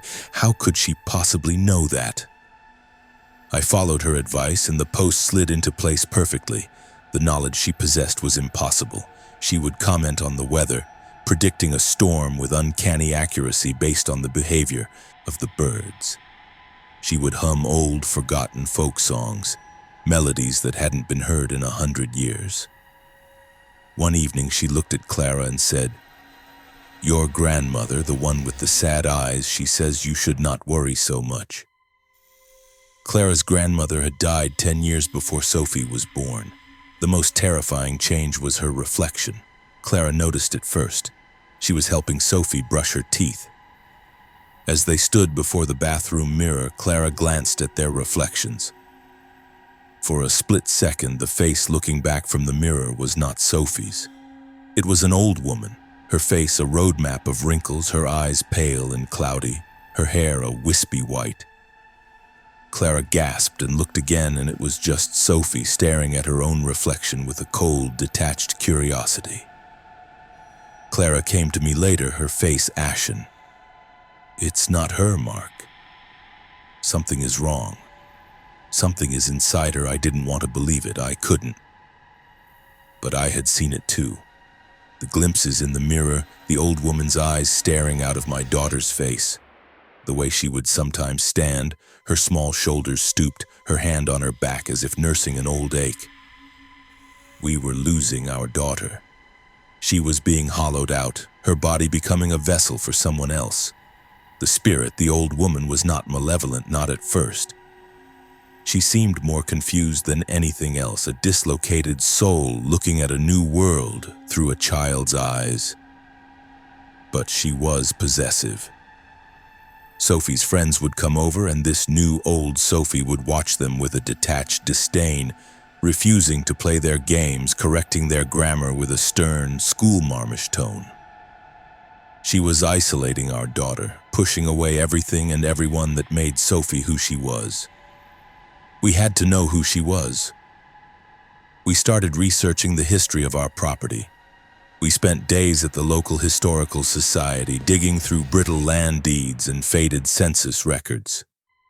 We found that our farmhouse had been built in the 1950s, but before that, another older house had stood on the property. A small homestead built in the late 1800s. It had belonged to a family named Blackwood. The Blackwoods had one daughter, a girl named Esther. She was a solitary child who, according to a brief, tragic newspaper clipping from 1899, had disappeared one autumn afternoon. The community had searched for weeks, but she was never found. She was presumed to have run away or been taken by a wild animal. She was 7 years old, the same age as Sophie. But the story didn't feel right. Esther was a child. The presence inside Sophie was an old woman. We kept digging, and we found the rest of the story in a collection of personal letters written by a neighbor of the Blackwoods. Esther had not run away. She had fallen into the family's well. They had heard her cries, but a sudden freak landslide had sealed the top of the well with tons of rock and earth. They couldn't get to her. They could hear her, crying in the darkness for 2 days. And then the crying stopped. Her parents, driven mad by grief and the sound of their daughter dying beneath their feet, abandoned the farm. Esther was left in her dark, watery grave. She hadn't died as a child. She had survived the fall, alone in the dark for decades. She had grown old down there, her mind and body wasting away in the cold and the silence. Her only companion, the memory of the sky she could no longer see. The spirit inside our daughter wasn't the ghost of a 7-year-old girl. It was the ghost of the old woman that girl had become. The knowledge was horrifying. We were living with the ghost of a woman who had endured an unimaginable solitary torment. And now, after a century of darkness, she had found a new body, a new chance to see the sun, to feel the grass beneath her feet. And she was not going to give it up. Her presence grew stronger, more dominant. Sophie's voice was almost completely gone, replaced by the old woman's dry, raspy tones. Sophie's energetic, childish movements were replaced by a slow, deliberate gait. She would spend hours outside just staring up at the sky, a hungry, desperate look in her eyes. She was drinking in the world she had been denied. We knew we had to fight for our daughter. We couldn't let her be erased. We tried talking to Esther, pleading with her. "This is not your body," I would say to the strange old young thing that wore my daughter's face. "This is our daughter, Sophie. You have to let her go." The eyes that looked back at me were ancient and cold. "I was a daughter once," she would rasp. "I was left in the dark. No one came for me. I will not go back." The final confrontation happened on a stormy night. The wind howled and the rain lashed against the windows. We were in the living room and the power went out, plunging us into darkness. In the flashes of lightning, I saw that Sophie, or Esther, was gone. A cold fear gripped me. I knew where she had gone. We found her at the well, She had pried off the temporary plywood cover I had placed over it and was standing at the edge, peering down into the blackness. "They should have dug me out," she said, her voice a strange mix of a child's sob and an old woman's rage. "They left me. They all left me." "We're not leaving you, Sophie," Clara cried, taking a step towards her. "My name is Esther," she shrieked, spinning around. In the next flash of lightning, her face was contorted, a mask of pure, century-old fury. It was the face of the old woman from the mirror. "This is my body now. I will not be forgotten again." She took a step back, her heel catching on the slick stone edge of the well. She teetered there for a heart-stopping moment, her arms flailing. And then, she fell. For the second time in a month, I found myself staring into that black hole, my daughter's name a raw scream in my throat. But this time, there was no answering cry. There was only silence. I don't know what happened in the minutes that followed. It's a blur of terror and adrenaline. The firefighters came again, the ropes, the harnesses. This time, when the rescuer came up, he was carrying a limp, unconscious Sophie. But as they laid her on the ground, she began to stir. Her eyes fluttered open. She looked at me, her expression confused, scared. "Daddy?" she whispered, her voice small, weak and blessedly, wonderfully her own. "What happened?" I had a bad dream. Esther was gone. In falling back into the well, back into her grave, her hold on Sophie had been broken. The connection was severed. The well had reclaimed its prisoner. We filled the well the next day. We brought in a cement truck and filled that dark hole until it was a solid, immovable scar on the landscape. We sold the house and moved away as far from that place as we could get. Sophie has no memory of the weeks she wasn't gone.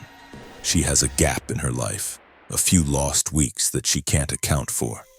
She is our daughter again, happy and healthy. But sometimes I see a shadow in her eyes, a flicker of ancient sadness. And on cold, quiet nights, I think about Esther Blackwood, who lived and grew old and died in the dark. And I wonder if she is finally at peace, or if she is still down there in the cold and the silence waiting. Some places are not just empty spaces, they are containers. They hold on to pain and grief and time. The family in tonight's story was able to pull their daughter back from the brink, but they had to look into the abyss to do it. It's a terrifying reminder that when you disturb a forgotten place, you might just wake up what's been sleeping inside. Thank you for listening. Join us again next time if you dare for another tale on Adam Scary Stories. Sleep well. There is a unique pride in building your own home, in taking a raw piece of earth and shaping it into a sanctuary, a place of safety and love. You pour your sweat, your money, and your dreams into the foundation. But you must always be careful what you build upon, because some ground is not meant to be tamed. Some ground has already been claimed. The family in tonight's story bought a beautiful piece of land to build their future. They didn't know they were digging up a past that was better left buried. This is their story. We were a family that had staked our claim on a dream, 10 acres of rolling hills and wildflowers in the Texas Hill Country. My name is Frank, and I'm a builder. For 20 years, I'd built houses for other people, watching them turn a key on a life I had helped create. Now it was our turn. My wife, Maria, and our son, 10-year-old Leo, had spent years planning, saving, sketching our dream home on napkins. This land was the final piece. It was a beautiful, untouched plot miles from the nearest neighbor with a single, majestic live oak standing at its highest point. The survey was clean, the title was clear. It was perfect. The trouble started the day we broke ground. The excavator, a brand new piece of heavy machinery, died 3 times in the first hour. The operator, a seasoned pro named Dale, couldn't figure it out. The battery was fine, the engine was clean, it would just stop. Then as he was digging the trench for the foundation, the machine's hydraulic arm bucked violently like a spooked horse and slammed into the ground, missing him by inches. Dale packed up his tools right then and there. "This land's got a bad feel, Frank," he said, refusing to look me in the eye. "I ain't working here." I dismissed it as superstition. I found another crew, but the accidents continued, growing stranger, more frequent. A load of lumber, properly secured, would slide off the truck on the flat, straight dirt road leading to the site. A carpenter, a man who had walked beams his whole life, would suddenly lose his balance and fall, spraining an ankle.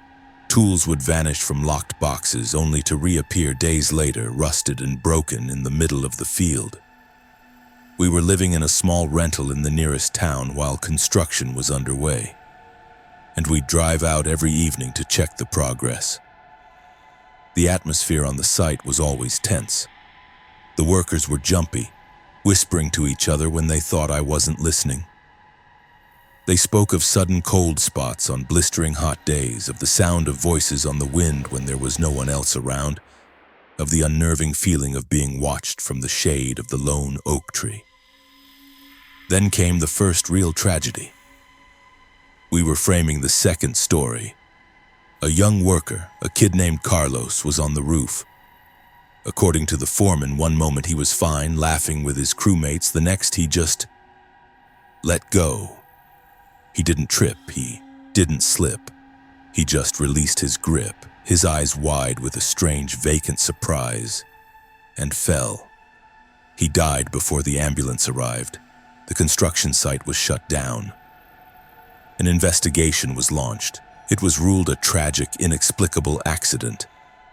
But I knew deep in my gut that it wasn't. The land was fighting us. It didn't want this house built. Maria wanted to stop. "This is a sign, Frank," she pleaded, her eyes full of fear. "This place is cursed. We can't build a home on top of someone's grave." But we were in too deep. We had sunk every penny we had into this project. Our life savings, our future, it was all tied up in that cursed plot of land. I had to push forward. I had to believe it was all a string of terrible coincidences. I hired a new crew, paying them double to work on what was now known around the county as the butcher's lot. The work was slow, plagued by constant unnerving setbacks. But the house, skeletal and grim, continued to rise. It was Leo who made the next discovery. He loved exploring the property, and one afternoon he came running to me, his face pale, clutching something in his hand. It was a small, flat, weathered stone. There were letters carved into it, faint and barely legible. ELIZA. On the back was a date, 1873. "I found a bunch of them, Dad," he said, his voice trembling. "Up by the big tree." I followed him to the majestic oak at the top of the hill. There, half buried in the soil and tangled in the roots of the ancient tree, were more of them. Dozens of small, simple headstones, tilted and broken, sinking back into the earth. We hadn't found a single stone. We had found a forgotten cemetery. The blood drained from my face. The developer who sold us the land, the county records, the survey, none of them had mentioned a cemetery. We started digging online, searching through obscure historical archives. We found a reference in a digitized journal of a traveling preacher from the 1880s. He wrote of a small, self-sufficient community of German immigrants who had settled in that valley. They had their own church, their own school, and their own graveyard. A simple, unconsecrated plot on the highest hill, shaded by a single oak. The community had been wiped out, first by a cholera outbreak, then by a fire. The survivors moved on, and the settlement and its graveyard were reclaimed by the wild, forgotten by time. We were not just building on cursed land, we were building on their graves. Our dream home's foundation cut right through the edge of their eternal resting place. The spirits weren't just angry. We had desecrated their home, and they were defending it. Carlos hadn't just fallen. He had been pushed. That night, the spirits came for us. We were asleep in our rental miles away, but that didn't matter. I was jolted awake by the sound of a woman weeping, the sound coming from right beside my bed. The room was freezing cold. Maria was awake too, her hand clamped over her mouth to stifle a scream. In the corner of the room, a shimmering, translucent figure was taking shape. It was a woman in a simple, old-fashioned dress, her face a mask of sorrow and rage. Then another figure appeared beside her, a man in farmer's overalls, his expression hard and accusing. Soon the room was filled with them, a silent, spectral crowd of men, women, and children, their eyes all fixed on me, the man who was digging up their bones. They didn't speak, but their message was clear, a wave of pure psychic rage that crashed over me. Leave our home. Leave us to our rest. The next day, I went to the site alone. I walked up the hill and stood among the forgotten graves. "I'm sorry," I said, my voice hoarse. "We didn't know. We never would have built here if we had known." A sudden, violent gust of wind tore through the clearing, though the air around me was still. It ripped a loose piece of siding from the half-finished house, sending it spinning through the air like a razor blade. It embedded itself in the trunk of the oak tree just inches from my head. It was a warning shot, an answer. Apologies were not enough. We were trapped. We couldn't sell the land, not now that we knew its secret. We couldn't afford to walk away, and we couldn't continue to build. We were at war with the dead, and we were losing. The solution came from the most unlikely of places. We found a local historian, a professor at a small college who specialized in the history of German settlements in Texas. We told him our story. He listened, his expression grim. He told us that for these people, the land was everything. It was their life, their legacy, and their final resting place. To be separated from it was the greatest desecration imaginable. "You cannot leave," he said, his voice firm. "If you abandon the project now, you are just the latest in a long line of people who have forgotten them. You cannot undo what has been done, but perhaps you can make amends." His idea was simple yet profound. We weren't just going to build a house. We were going to become the caretakers, the guardians of their graveyard. We stopped all construction on the house. Instead, I brought in a crew for a different purpose. We painstakingly located every single headstone. We gently cleaned them. We reset the ones that had fallen. We cleared the weeds and planted wildflowers.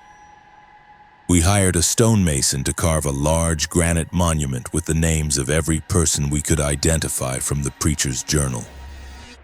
And at the entrance to the plot, we erected a simple, beautiful wrought iron fence, not to keep people out, but to define the space, to honor it. The work was slow and respectful. And as we worked, the atmosphere on the land began to change. The oppressive coldness lifted. The feeling of being watched was replaced by a sense of quiet observation. The accident stopped. When the Yam cemetery was restored, we resumed construction on the house. But we changed the plans. We moved the footprint of the house further down the hill, away from the graveyard. We added a small chapel to the design, a quiet room with a large window that looked up the hill towards the oak tree. The day we finally moved in, I walked up to the cemetery as the sun was setting. I stood before the new monument and spoke to the silent residents. "This is our home now," I said, "but we will honor yours. We will not forget you. We will be your neighbors." A gentle breeze rustled the leaves of the old oak tree. It sounded like a whisper, a sigh of acceptance. "We have lived here for 5 years now. It is a peaceful place. Leo helps me tend to the graves, and Maria places fresh flowers on the monument every week. Sometimes, on a quiet evening, we see them. A flicker of movement at the top of the hill, a hazy figure walking amongst the stones. But there is no anger, no malice. It is just the quiet stirring of souls who are finally at rest, watching over the family that gave them back their names.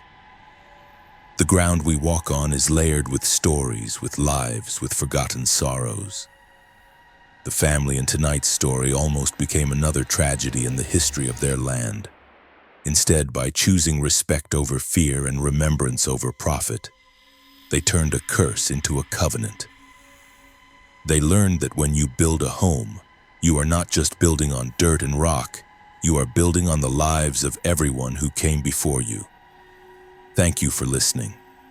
Join us again next time if you dare for another tale on Adam Scary Stories. Sleep well. The family in tonight's story bought a beautiful antique necklace, a perfect gift. They didn't know it wasn't for sale, and they didn't know its original owner would do anything to get it back. This is their story. We were a family celebrating a milestone, my 10th wedding anniversary with my wife, Anna. I wanted to get her something special, something unique. I found it in a cramped, dimly lit antique store in the historic district of Savannah, Georgia. It was a necklace lying on a bed of black velvet in a glass case. It was a stunning piece, a delicate silver chain holding a single large teardrop-shaped garnet so dark it was almost black. The tag simply read, "Victorian Mourning Locket circa 1880. The shop owner, a greasy man with shifty eyes, gave me a deal I couldn't refuse. He said he'd just acquired it from an estate sale. I should have been suspicious of his eagerness to get rid of it. I wasn't. Anna was breathless when she saw it. It looked magnificent against her skin, the dark red stone like a drop of frozen blood.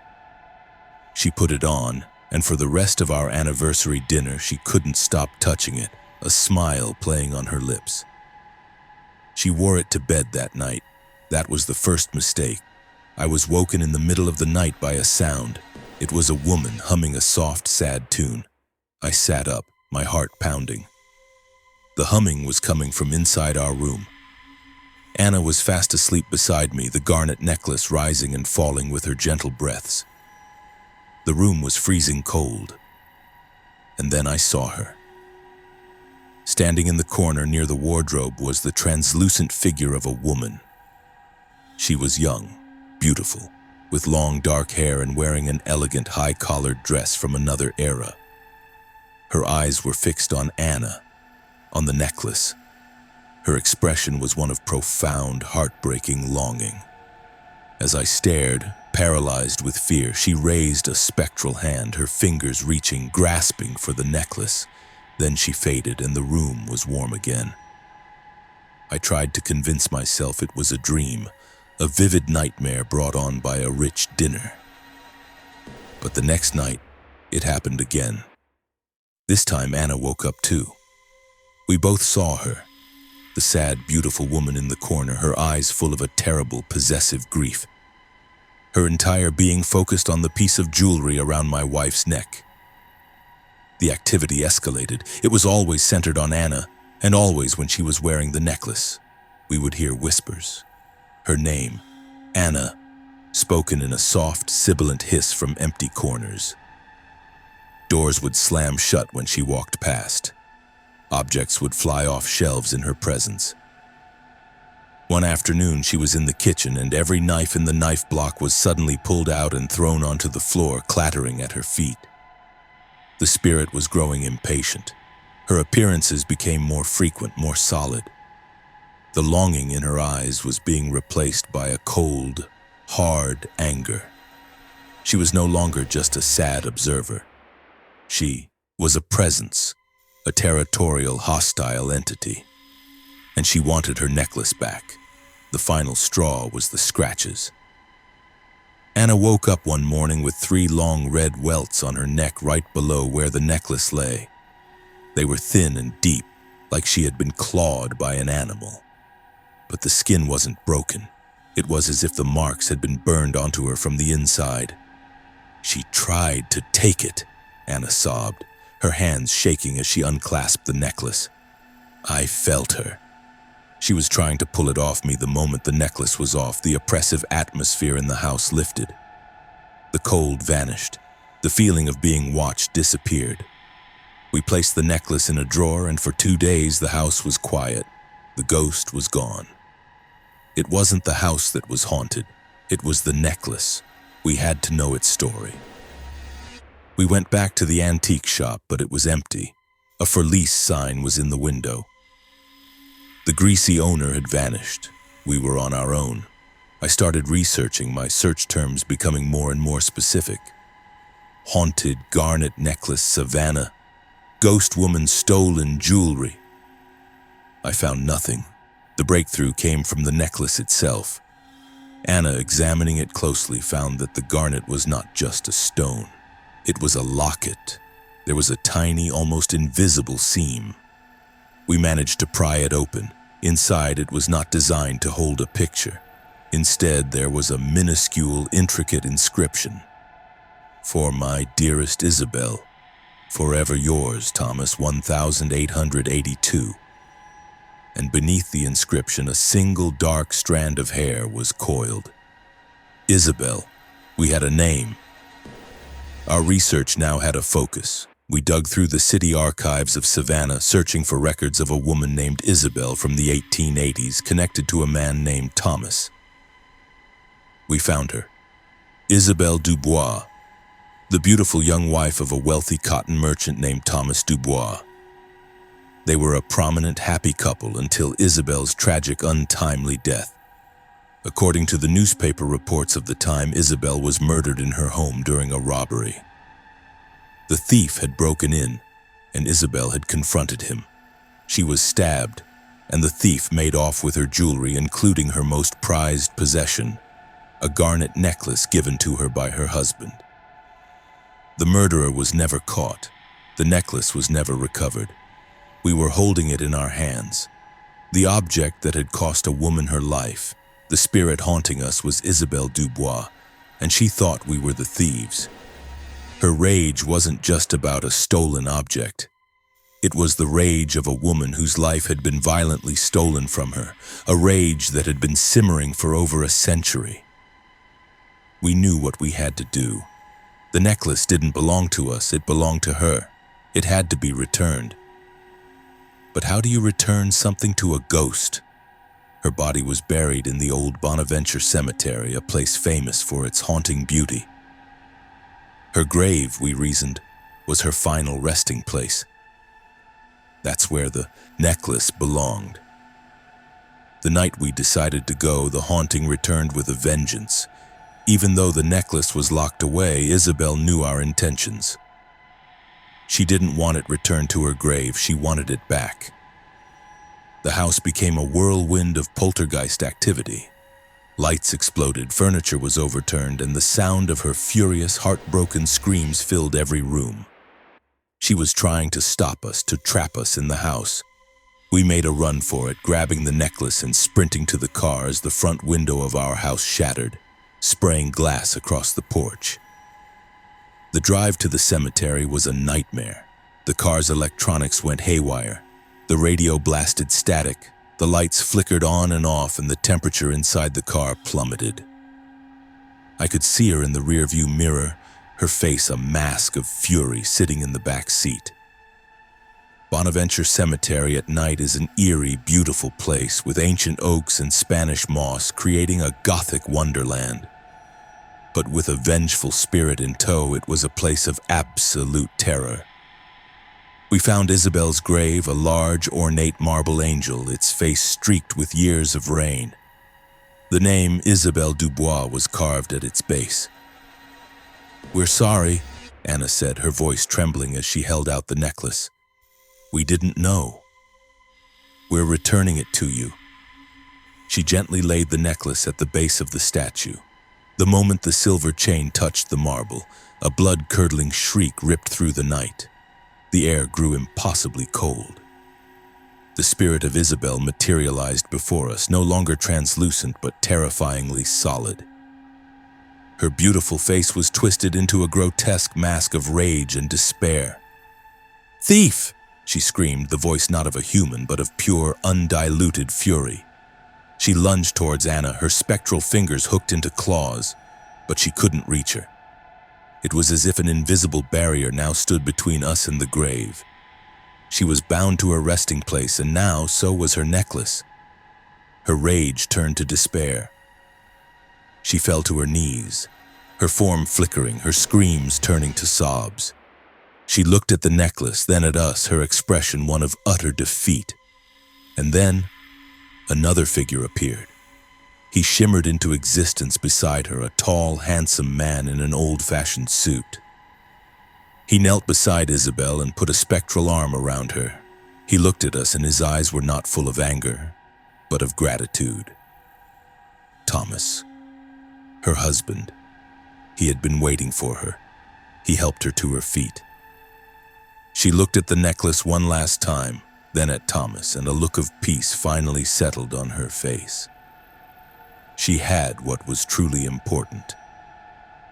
Hand in hand, they turned and walked away, fading into the misty darkness of the cemetery until they were gone. The cold lifted. The air was still. The only sound was the chirping of crickets. The necklace lay on the grave, gleaming in the moonlight. We left it there and walked away, not looking back. We never experienced another haunting. Our house was quiet. Our lives returned to normal. A few weeks later, driven by a morbid curiosity, I went back to the cemetery in the daylight. I went to Isabel's grave. The necklace was gone. We don't know what happened to it. Perhaps a groundskeeper found it.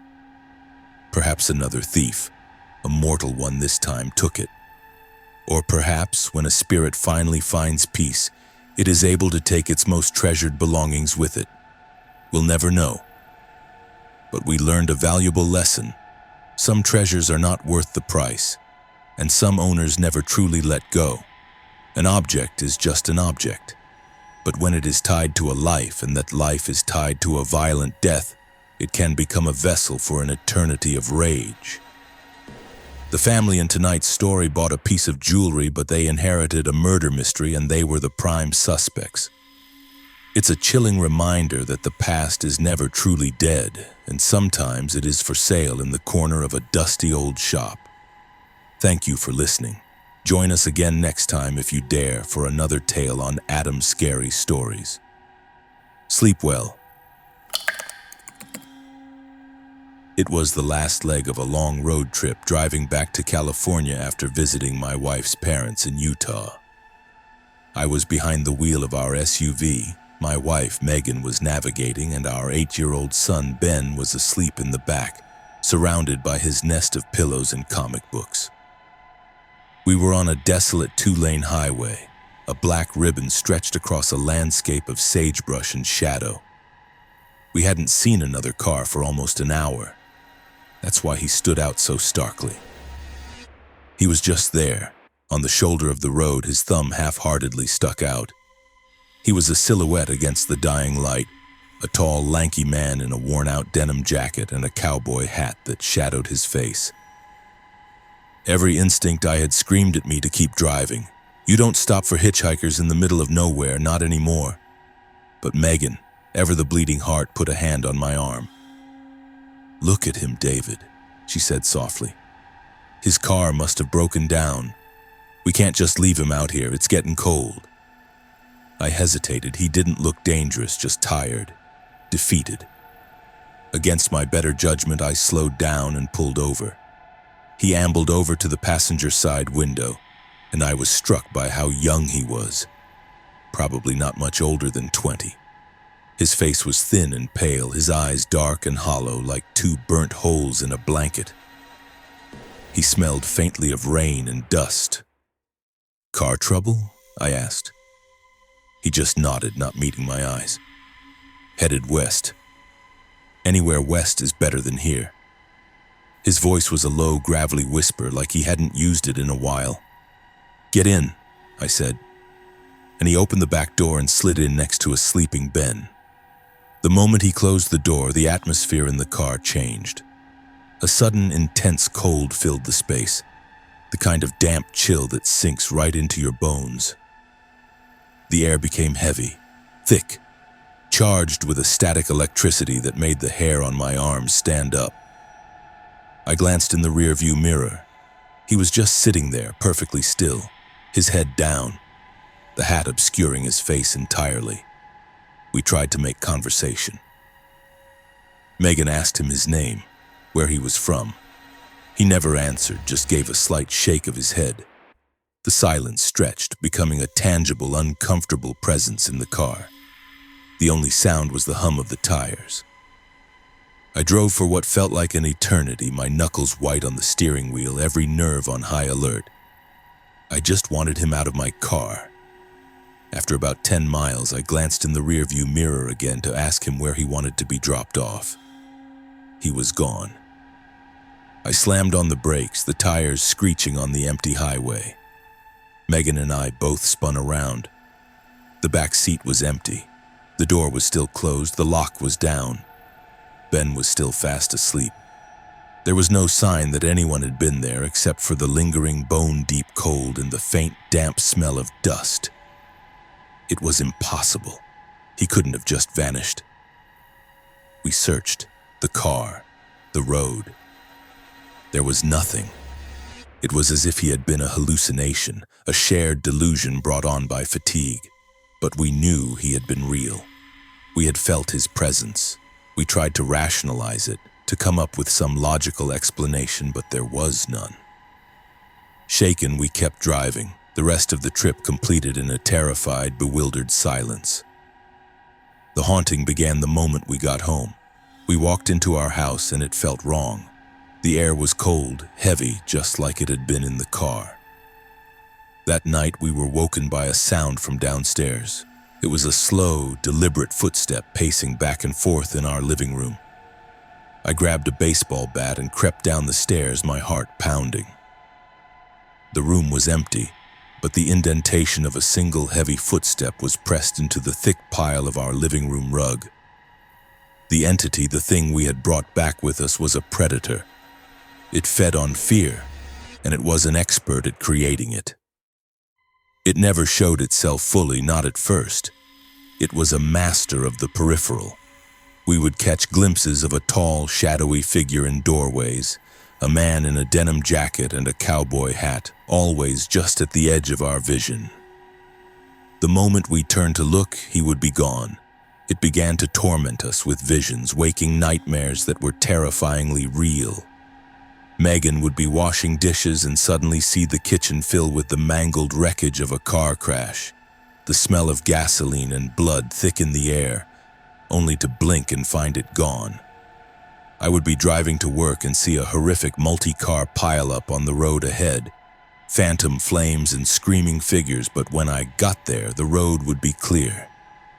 The visions were always of car crashes, always brutal, always fatal, and they were always on that same stretch of Nevada highway. Ben was its favorite target. He started having terrible nightmares. He'd wake up screaming about the shadow man in his room, a tall man in a hat who would just stand in the corner and watch him sleep.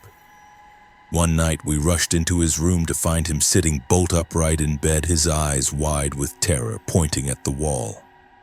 "He's right there," he sobbed. On the wall, a shadow was projected, a perfect, sharp silhouette of a man in a cowboy hat. But there was nothing in the room to cast it. The entity was a parasite, and we were its hosts. It was draining us physically and emotionally. We were exhausted, constantly on edge, living in a state of perpetual fear. Our home, our sanctuary, had become a hunting ground. We had to understand what was happening to us. We started researching that stretch of highway, Route 50, often called the loneliest road in America. We found forums and local blogs filled with ghost stories, tales of phantom headlights and vanishing hitchhikers. But one story, one legend kept coming up. The legend of the Highway Reaper. The story went that decades ago, a man had been killed in a hit-and-run on that road. A truck driver, some said. A stranded motorist, said others. The details were murky, but the core of the legend was the same. His spirit, twisted by the violent, lonely nature of his death, never left. He became a ghostly predator, a spectral hitchhiker who would lure kind-hearted drivers into stopping. Once he was in the car, he would attach himself to them, a psychic parasite that would follow them home. He didn't want a ride, he wanted an audience. He was forced to relive his own death and the countless other deaths on that lonely road over and over again. And he would project these horrific visions into the minds of his victims, feeding on their terror, drawing strength from their fear. He was a collector of tragedy, and he forced his hosts to watch his collection.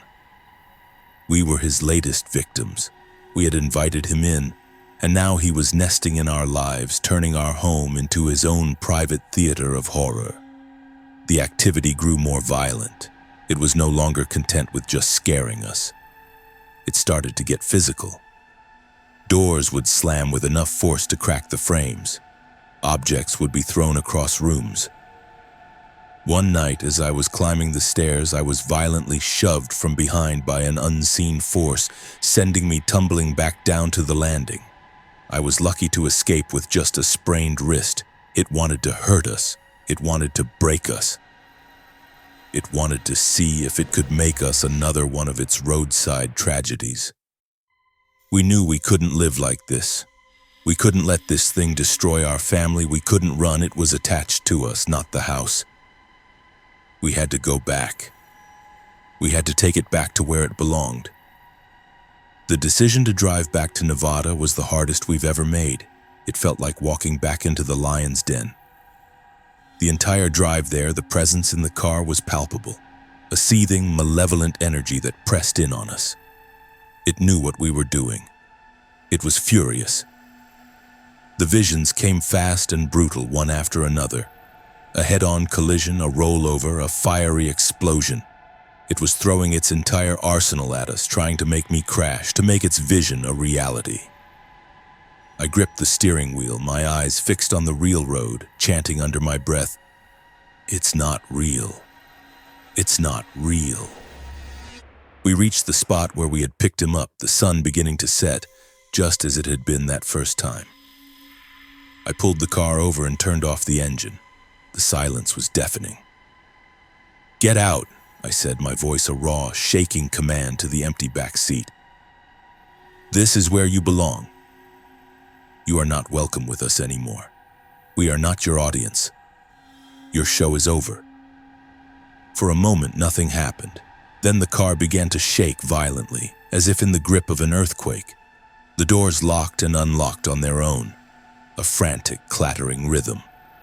The windows fogged over, and on the inside of the windshield, a single word was traced by an invisible finger.